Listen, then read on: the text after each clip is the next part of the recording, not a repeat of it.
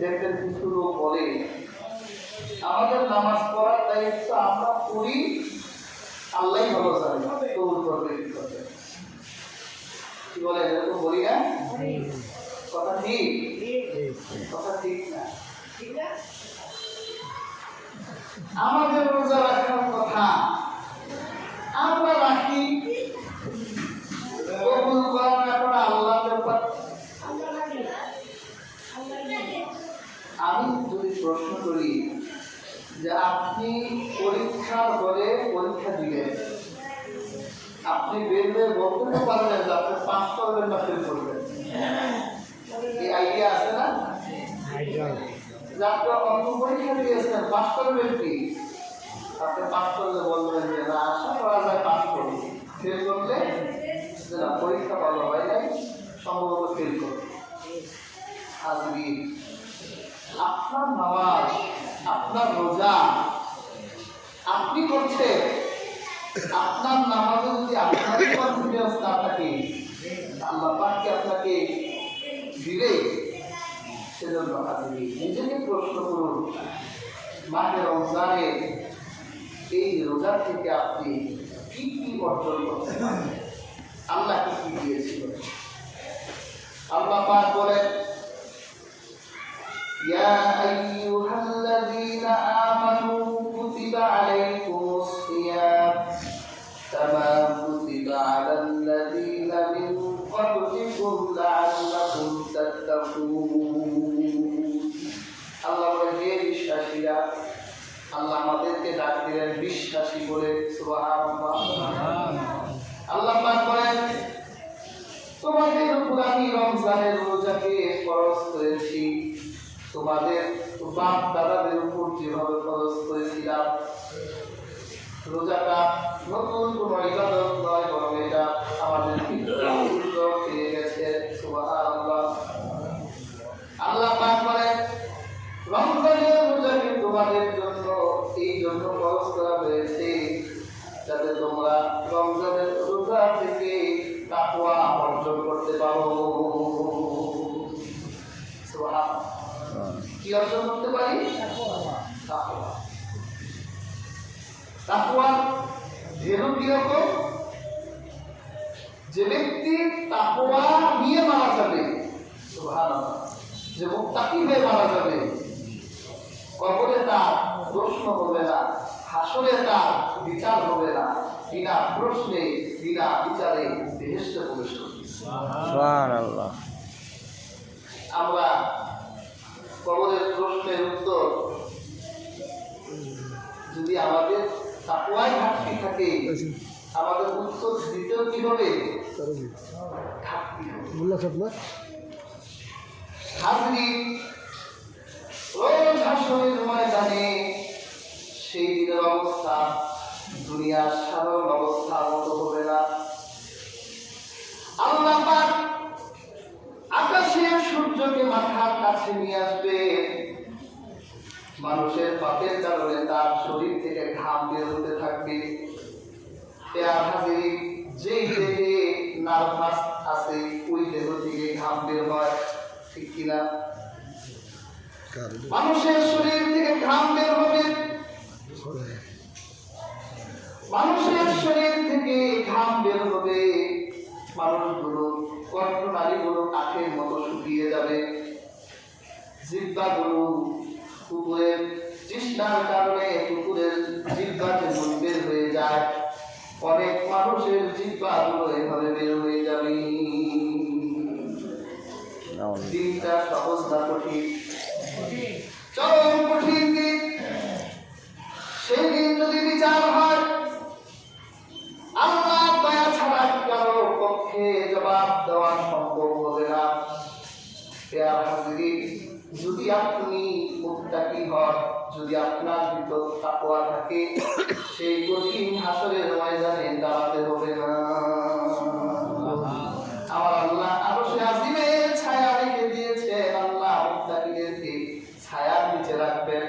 আল্লাহ কোরআনে বলেন ওয়াসারিউ ইলা মাগফিরাতিন মির রাব্বিকুম ওয়া জান্নাতুন আরদুহা السماء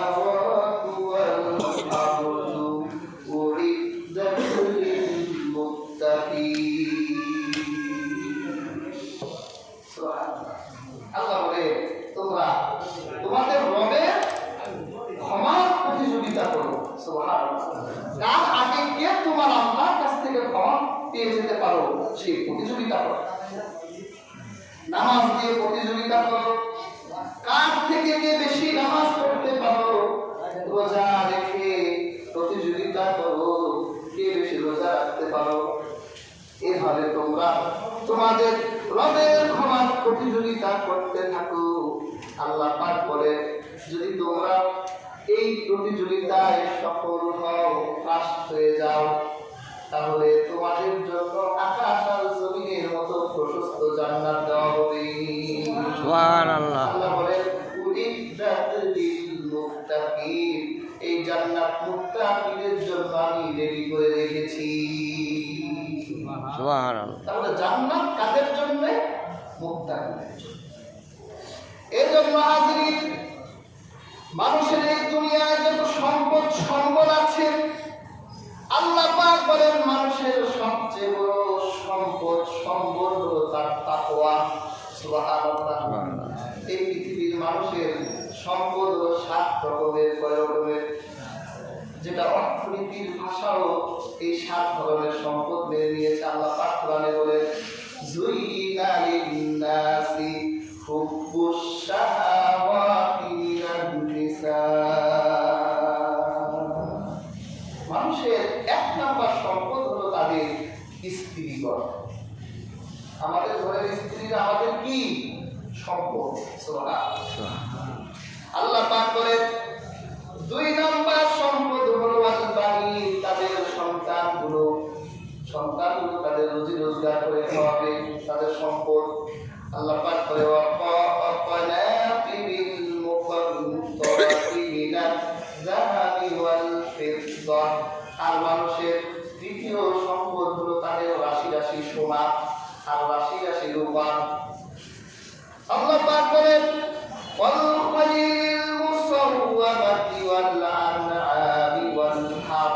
আর মানুষের আরেকটি সম্পদ হলো তাদের চিহ্নিত ঘোড়া। এখন তো আর ঘোড়ার যুগ নাই, এখন হলো আপনার গাড়ি, এগুলো মানুষের সম্পদ। আল্লাহ পাক আরেকটা সম্পদ হলো তাদের শস্য, ক্ষেত, জমি। কয়টা সম্পদ? 7টা হচ্ছে মানুষের সম্পদ। তা আমরা যে টাকা ব্যবহার করি, টাকা কি সম্পদ? এটা নিয়ন্ত্রণ করছে আজকে আমেরিকা, রাশিয়া, ইউরোপ, মার্কিন ডলার, ইউরোপিয়ান। এই জন্য দেখবেন ওরা শুধু কয়েকদিন পর করে খালি ভ্যাট বসা, ঠিক না? প্রিয় হাজিরিন, ওরা যদি ইচ্ছে করে এই পৃথিবীতে আর টাকার প্রচলন হবে না। আপনার ব্যাংকের ভিতর যদি 10 কোটি কাগজের টাকা থাকে, ওরা যদি চায় যে টাকার মান নষ্ট করে দিব, ওদের পক্ষে তো সম্ভব।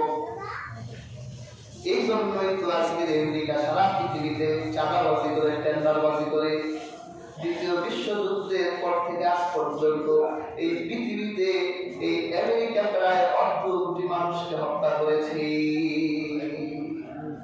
1-2 না, 1.5 কোটি মানুষ টেন্ডারবাজি আর চাঁদাবাজি করে হত্যা করেছে।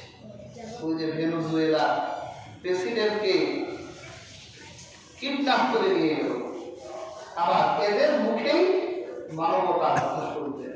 এরা মানবতার কথা বলে, মানুষের অধিকারের কথা বলে, অথচ এই পৃথিবীতে সবচাইতে বেশি মানুষ হত্যা করেছে এই শয়তান।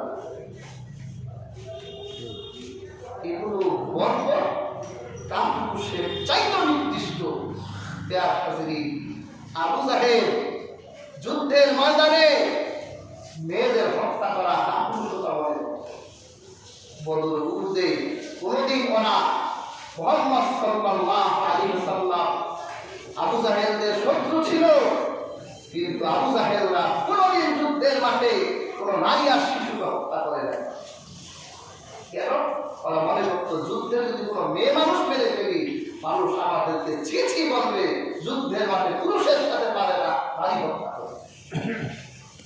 আর আজকে এই কাপুরুষ আবু জাহেল গুলো আল্লাহর হাবিবের আবু জাহেলকেও হার মানিয়েছে, নারী হত্যা করে, ফুটন্ত গোলাপের মতো নিষ্পাপ শিশুদেরকে হত্যা করে, অসুস্থ রোগীর হাসপাতালে আঘাত দেয়, জ্ঞানের ভান্ডার স্কুল মাদ্রাসায় আঘাত দিয়ে মানুষ হত্যা করে, এরা আবু জাহেলের চাইতে নিকৃষ্ট, তার চাইতে আরো নিকৃষ্ট, তার পুরুষ ছাড়া অন্য কিছু হতে পারে না। ঠিক। কাজে হাজিরি, আজকের এই পৃথিবীতে ওরা ডলার দিয়ে পৃথিবী ওরা ওদের হাতে মুঠোয় তুলে রেখেছে। কিন্তু হাজিরি, আমাদেরকে ডলারের পিছনে ঘুরা যাবে না। এই ডলার নষ্ট করার জন্য ওরা সাদ্দামকে হত্যা করেছে, গাদ্দাফিকে হত্যা করেছে। কারণ ওরা ডলারের বিনিময়ে আরব দেশ থেকে তেল কিনে নিয়ে যায়। এখন ওরা পৃথিবীতে তেলে সমৃদ্ধ থাকে। হাজিরি, আল্লাহ আপনাকে যেটা সম্পদ করেছে ওটাই সম্পদ। চীন রাশিয়া বুঝতে পেরেছে, ঠান্ডা মাথায় সোনা ক্রয় করছে পৃথিবী থেকে। আজকে চীনের হাতে প্রায় 5,000 টন সোনা জমা হয়ে গেছে, রাশিয়ার হাতে 6-7,000 টন সোনা জমা হয়ে গেছে। কারণ ওরা বুঝতে পেরেছে সামনে পৃথিবী নেতৃত্ব দিতে হলে সোনার রূপার দরকার। এই ইউরোপিয়ান ডলার, মার্কিন ডলার পৃথিবীর মানচিত্র থেকে একদিন মুছে যাবে। এই জন্য হাজিরি, সোনার রূপা জমাবেন, আল্লাহ সোনার রূপাকে সম্পদ বলেছে। সুবহানাল্লাহ। হাজিরি, আল্লাহ পাক বলেন মানুষের হলো সম্পদ 7টা। আল্লাহ পাক কোরআনের আরেক আয়াতের মধ্যে বলে কিন্তু মানুষের সবচেয়ে বড় সম্পদ হলো খায়রুজ জাতির তাকওয়া, তার তাকওয়া। সুবহানাল্লাহ। এটা হলো তার সবচেয়ে বড় পাকে। বেয়ান হাজিরিন, আল্লাহ তাকওয়াকে আমাদের সম্বল করেছে। সম্পদ কি আর সম্বল কি? সম্বল হলো আপনি কোথাও রওনা দিয়েছেন, ধরেন আপনি হজ করতে যাবেন। হজ করতে গেলে আপনার একটা ব্যাগ লাগবে না? ব্যাগে আপনার কিছু কাপড় লাগবে, আপনি কয়দিন থাকবে সেজন্য আপনার কিছু টাকা দরকার, আপনার বাড়ি দরকার। আপনি এক জায়গায় ওখানে গিয়ে আপনার যতটুকু প্রয়োজন এটা হচ্ছে আপনার সম্পদ। প্রিয় হাজিরিন, আমরা সফরে আছি। এর আগে আমরা যেই মঞ্জিলে ছিলাম ওই মঞ্জিল ছিল আমাদের মায়ের পেট। সুবহানাল্লাহ। ওই মঞ্জিল ছিল আমাদের, ওই মঞ্জিলে আমরা প্রায় 10 মাসের একটা সফর দিয়েছি। সুবহানাল্লাহ। তার আগে আমরা আমাদের বাবা মেরুদণ্ডে ছিলাম, আল্লাহ আমাদের বাবা মেরুদণ্ডে আমাদের রেখেছে, ওখানে আমরা সফর দিয়েছি। এর আগে আমাদের সফরের জায়গা ছিল আরবের জগতে। সুবহানাল্লাহ। আমরা ওই রুহের জগৎ থেকে সফর দিতে দিতে আজকে দুনিয়ার এই পৃথিবীতে আমরা মুসাফির হিসেবে আছি।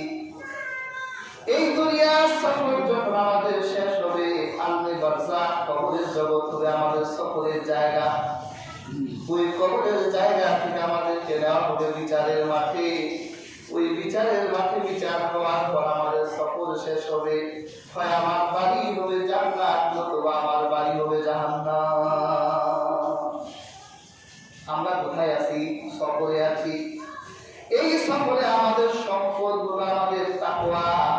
এই তাকওয়া দিয়ে আমাদের চলতে হবে। প্রিয় হাজিরিন, এই তাকওয়া অর্জন করার যতগুলো মাধ্যম রয়েছে এর মধ্যে বড় একটি মাধ্যম হলো রোজা। আল্লাহ পাক বলে কুতিবা আলাইকুমুস সিয়ামু কামা কুতিবা আলাল্লাযীনা মিন ক্বাবলিকুম লাআল্লাকুম তাত্তাকুন। যদি তোমরা আমার দেয়া ফরজ বিধান রমজানের রোজা রাখো তাহলে তোমরা সম্পর্ক আল্লাহ পাক বলে তোমরা মুত্তাকি হয়ে যেতে পারবে। সুবহানাল্লাহ। তাহলে হাজিরিন, আমরা রোজা রাখার মাধ্যমে মুত্তাকি হতে চাই। কারণ মুত্তাকিদের কোনো বিচার হবে না, কোনো হিসাব হবে না, বিনা হিসাবে